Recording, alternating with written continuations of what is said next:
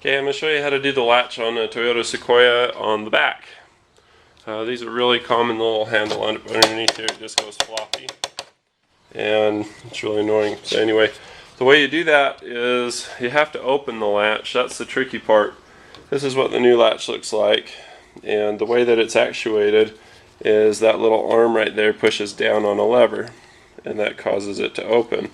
Well, when these break, they break up underneath of here between basically in this little spot right here. Look underneath with the flashlight and you can see that. There's the handle, then there's a little opening right there. And then inside of that little opening, you can't see it with the camera, but that little lever, the one that I just showed you right here, is in there through that hole. So the first thing you need to do is get a pair of vice grips and pull this out. It's got a little hook at the bottom that you see here. You want to get it to pull up and then roll up and out. Once you do that, this is what do you say? This is a Craftsman or snap-on tool. It's used for twisting wires or whatever, but I use it. It's perfect for this. So let me show you what you do. It's important that you push down on that little lever, and at the same time as you push down on it, you want to be pulling back on the gate, because remember, this little handle, it opens it, but then you also pull on it to get it started. So you can get the latch all day, it won't open unless you pull at the same time. I like to grab down under here. So use a flashlight, line up where you want to be, make sure that you're unlocked with the remote or whatever, like hit unlock 5 or 6 times is what I would recommend. And you just kind of wiggle down, and at the same time that you're wiggling down, I'm wondering if it locked.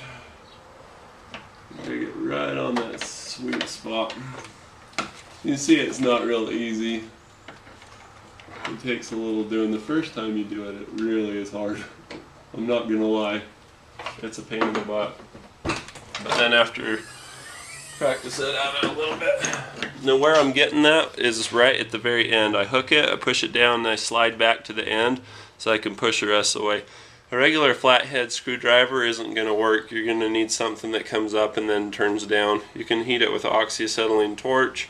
Maybe put the end in the vise and bend it. But you're going to need a tool with a little bit of curve. Oh, it ain't going to, or, I don't mean to say, oh, it ain't going to happen. I'm trying to speak with my Arkansas accent.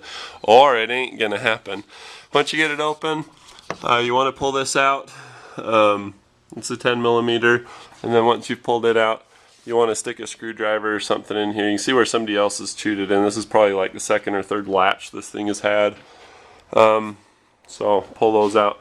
Also, I'm going to hit this with some WD-40. It's full of all kinds of rust and stuff, and I'm sure that that's contributing to it not opening easily. Mostly what makes them break is people just pulling them hard a bunch of times when they're locked. These things lock automatically, which I don't like. I hate cars that lock automatically. You'll notice whenever I take anything in, I always drop the driver window, because there's so many different cars that lock automatically or lock you out. You know, I like to keep the keys in a place where I know they're at. I don't want to be thinking about that. I want to be thinking about how I'm going to fix the car. So anyway, you pull this off, and then there's a couple of 10 millimeter nuts. There's one on each side of the handle, and it'll drop out.